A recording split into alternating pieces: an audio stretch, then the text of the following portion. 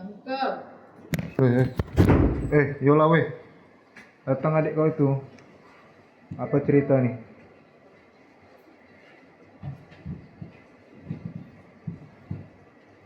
Tumben kau bawa makanan kau kemarin sadar diri. Karena aku mau cerita. Nah, untuk kalian dua. Sini. Aku galau. Apa lagi cerita kau galau-galau? Kayaknya tiap hari galau. Galau weh. Berantem aku. Gara-gara? Tempat tidur ya. Masa dia jalan sama cewek? Terus? Berantem lah. Mau sih aku. Oh. Cak mana coba yang enggak emosi cowoknya jalan sama cewek lain? Maksudnya gimana nih jalan sama cewek lain? Lupa. Selingkuh atau gimana?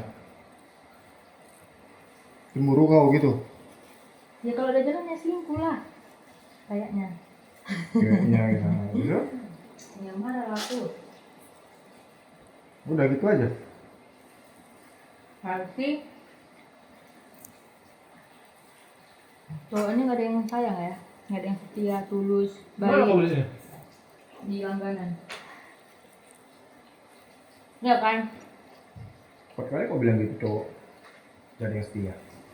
Iyalah kalau dia setia, dia nggak akan berteman sama cewek lain. Gimana sih Anda? Enggak juga. Kau udah cerita sama dia? Udah ngomong baik-baik? Kayak mana ngomong baik-baik? Begitu awal lihat udah jalan, tapi aku lihat kau bersama dia. Anjay. Tangkapilah adik kau nih Ben. Ya saya itu. Bawa mah memang kayak gitu ya. Tolong gitu. Apa kau jomblo Ben? Tapi aku cowok. Oke. Berarti nggak ada yang setia. Dede. Bukan nggak setia, cuman kalau dia nggak dapat asupan, dia bisa belok. Kenapa tuh? Belok ya. Yang segala jenis asupan lah.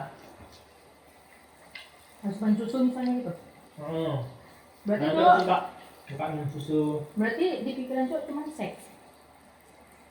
Aku bilang susu loh, bukan seks. Ya kan susu dari perempuan susu apa? Atau mau sentuhan gitu? Tapi ya sih memang cowok banyak mikir ke ranah-ranah seks gitu ujungnya. Jadi berarti kan cowok baik sama cewek itu biasanya nggak karena itu. Karena ada something. Berarti cowok yang Tapi melakukan nggak hal semua baik. ya. Cuman Tapi nggak kebanyakan. gitu cowok. Kebanyakan. Tapi nggak gitu cowok. Ya cowok gitu, cuman kebanyakan ya cowok itu butuh asupan juga, perlu variasi, makanya Variasinya? Berarti aku kurang cantik. bukan Aku cantik. nggak juga. Maksudnya ya mungkin ya dia perlu apa namanya sesuatu yang beda, makanya jalan sama yang lain. Itu ajanya. Tapi kalau bicara ngomongnya dia setia nggak setia, kok bilang ya gini sih. Nggak bisa kita pungkiri sih, semua orang ya suka sama hal baru yang menarik gitu kan, apalagi begitu ditengok mantap di mata nih gitu, cocok di mata, Gede nih gitu. ya gede nih kan kalau apalagi jumpa yang bagus kan, speknya spare partnya bagus, ya udah mata itu pasti ke sana. Cuman kan bicara soal setia atau enggak kan itu tentang kayak mana dia bertahan sama pilihan dia. Jadi nggak bisa dibilang sih kalau orang jalan hanya kalau cowok hanya sekedar jalan sama cewek itu dia dibilang selingkuh atau nggak setia, nggak bisa gitu ya. Lah kan setia tuh kan kayak ada godaan dia nolak kayak gitu. Ya Ya kalau misalnya cewek itu ngajak dia jalan dia nolak. Ya kan termasuk godaan setan. tapi ya tanya dulu, maksudnya baik-baik kau tanya apa memang dia apa namanya jalan sama cewek itu karena ada urusan tertentu atau karena ada modus gitu ya. Kok nggak ada Kalau beli pasti minum? Nah, ada ambil bang. Yang pas ngambil minum ya? nggak ada otak. Ini nggak ngomong. Nah, Tapi itu sih, nggak semua cowok lah. Intinya nggak semua cowok lah bisa aku bilang nggak setia. Karena setia atau enggaknya itu kan tentang gimana dia tetap bertahan sama pilihan dia.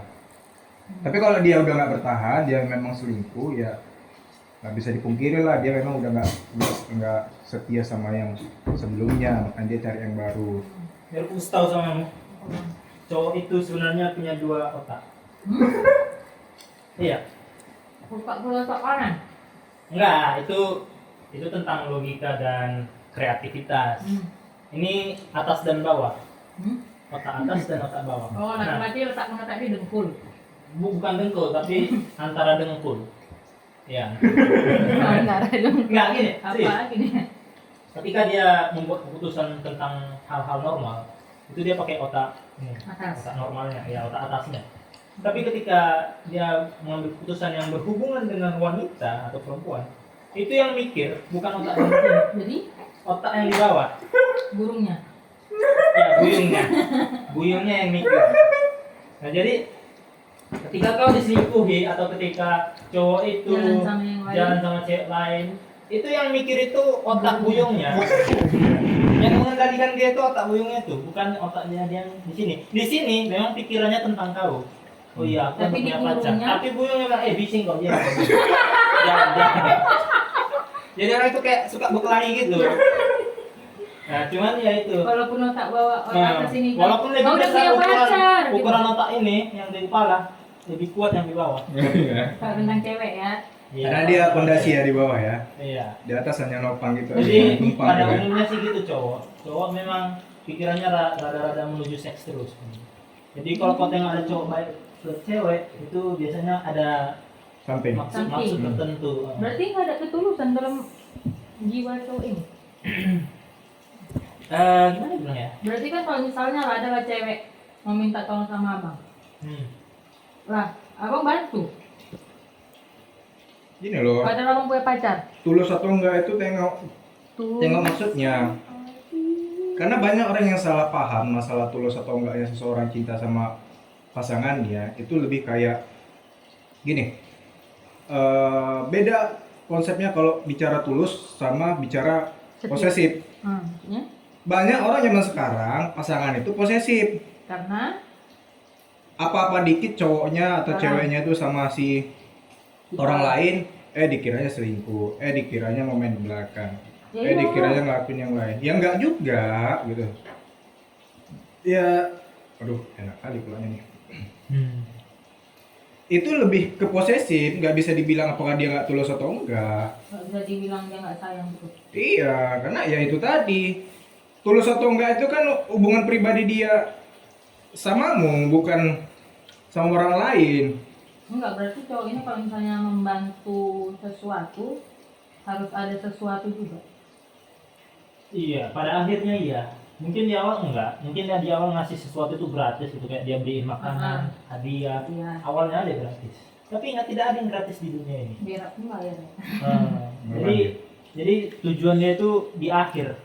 Nah, itu jadi kayak jatuhnya kayak investasi. Investasi buyung lah istilahnya. Jadi dia Bodoh nggak? Hah? Bodoh nggak? investasinya. Ah, Bisa dibilang bodong. karena pada akhirnya dia akan menikahi hanya satu, ya bodong. Bisa Banyak yang bodong. Tapi kalau dia rencana poligami, ya bisa lah, tidak terlalu bodong-bodong amat. Gambling ya. Dur gitu. Kayak mancing sih jatuhnya jadinya. Mancing kan orang bisa beberapa pancingan, terus mana pancingan yang dapat itu yang dia ambil. Gitu juga Umpan. ya sebagai umpan maksudnya. Jadi cowok itu juga sering melempar banyak pancingan, umpan ke cewek-cewek, mana yang kena itu yang diambil. Iya, tuh kayak gitu. Kayak mana kalau misalnya dia ngebar umpan tuh ke 10 cewek. Nah, sementara 10-10-nya ini udah ada rasa itu sama dia, udah naruh hati sama dia. Gimana saya bisa itu seorang seperti itu? Biar saya berguru sama dia. Misalnya, ya kalau dia Oke, itu katakan beberapa. ganteng, baik, kaya, Ada banyak yang menerima umpan dia. ada banyak yang ada umpan Nah, dia. itulah asal mula playboy, Dia merasa player. Bukan, itulah yang membuat seseorang jadi player, pemain. dia main tarik 3, tarik 4 gitu loh. Berarti kan nggak setia dong itu. Ya bisa dibilang gitu sih sebenarnya. Setia atau enggak urusan nomor 2 lah. Yang penting ada Jahat. kesempatan gas gitu. Tapi gini lah, rasaku bukan masalah setia atau enggak sih.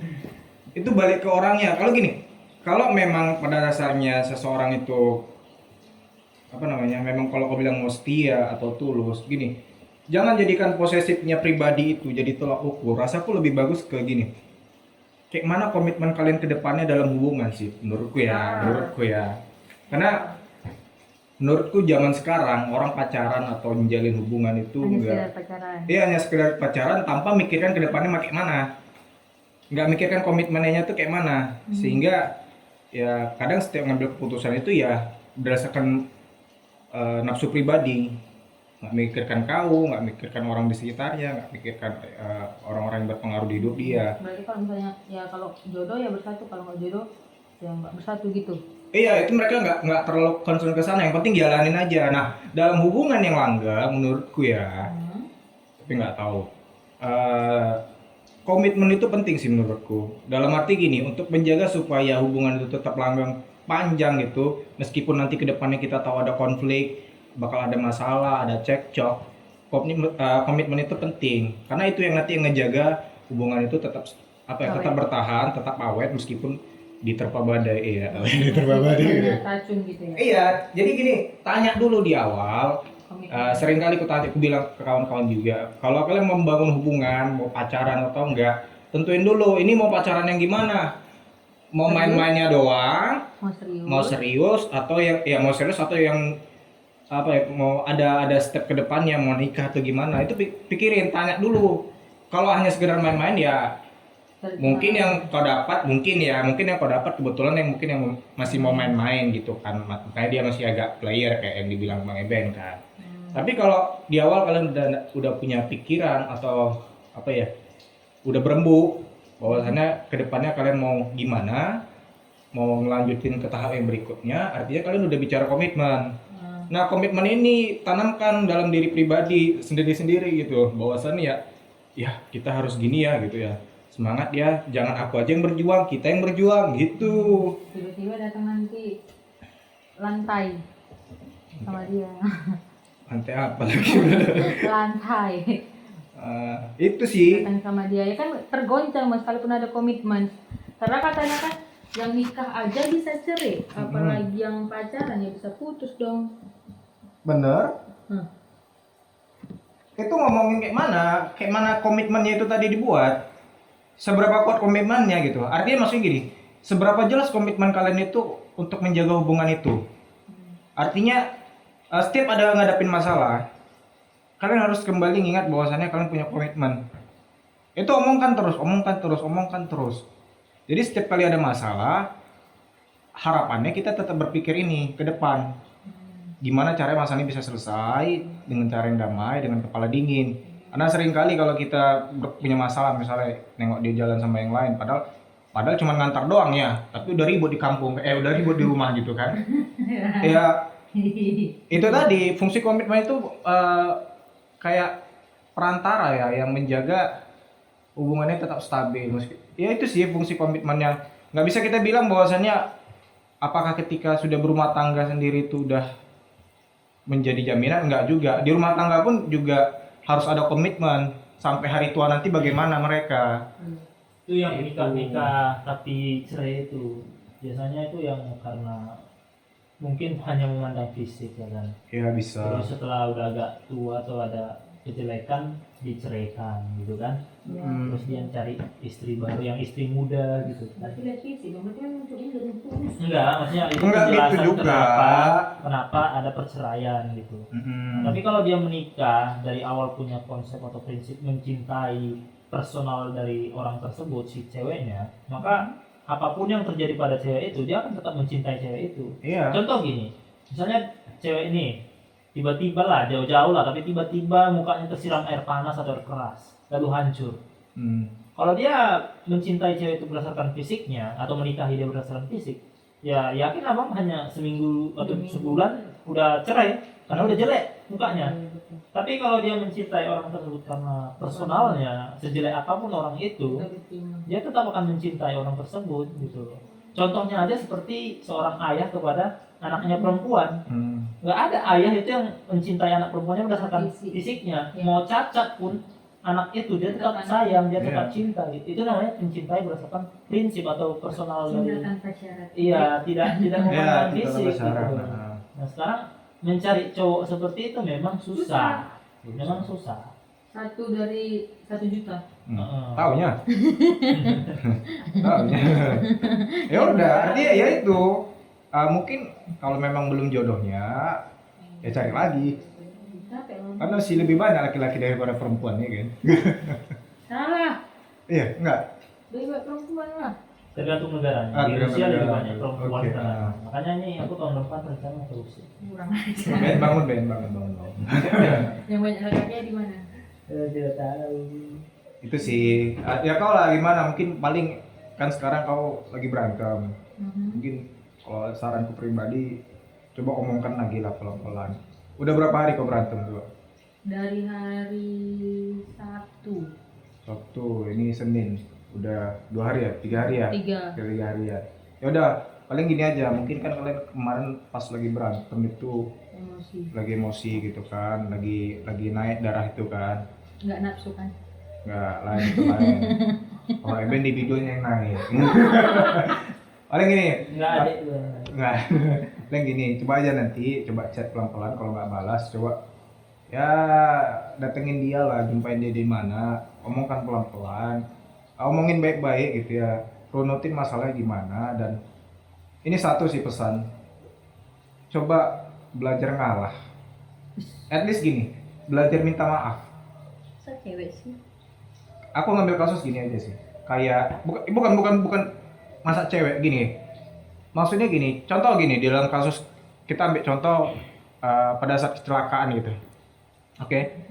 Pada saat kecelakaan yang paling umum terjadi lah gitu ya. Ini aku bawa kereta nih misalnya. Kereta pelan. Kayak nggak ngebutan, nggak ugal-ugalan. Habis itu ada mama nih, tau lah lampu sen kiri belok kanan gitu kan. Oke. Nah kejadian tuh betul. Aku di belakang, dia masang lampu sen kiri, belok kanan. Jadi kecelakaan. Aku tanya siapa yang salah? Jadi lah. Dia siapa? Mama itu. Gini, dalam konsep kecelakaan, dua-duanya salah. Sama-sama nggak hati-hati. Karena nggak bisa disalahkan si mamanya, dan nggak bisa juga disalahkan si orang akunya tadi yang di belakang, karena aku sendiri nggak hati-hati. Karena kita tahu mama bakal begitu, ya kenapa nggak ambil jarak lebih jauh gitu. Artinya dalam kecelakaan itu semuanya bisa salah. Ya, nggak bisa kita nyalakan satu pihak. Artinya gini, ketika ada masalah, coba turunkan ego itu tadi, minta maaf aja. Meskipun kadang ego kita agak berlebihan, tapi coba belajar minta maaf, ngalah sama dia, bilang gimana caranya nih supaya kita bisa baikan lagi gitu. Udah ngomong baik-baik, pelan-pelan, turunin masalahnya. Ingetin lagi komitmen di awal tadi. Misalnya kalian kalau udah punya komitmen, ke depannya mau kayak mana. Nanti ingetin aku ya kalau aku tiba-tiba berbuat yang nyinggung gitu. Intinya omongin baik-baik aja. Dan usahakan sebisa mungkin komitmen itu terus diingat, diulang-ulangin supaya kalian nanti ke depannya tetap langgeng. Posesif, masalah segala macam itu pasti bakal kejadian lah dalam hubungan. Cuman hubungan itu bukan tentang ketika kita ngadepin masalah langsung pecah, enggak. Hubungan itu ngomongin tentang gimana kita caranya supaya tetap bertahan di setiap badai yang datang sih sebenarnya. Ya, Samuel Teguh. Ya, oke. Mungkin itu aja sih. Tapi cobalah dari Bang Eben lah gimana? Tanya lah. Sekarang jam 10. Masih pacaran sih, ya masih bisa lah. Selingkuh. Bukan. Pastinya kalau kamu merasa dia nggak cocok, mungkin agak beda saran aku mengenai dia. Kalau di fase pacaran, kamu masih bisa ganti orang.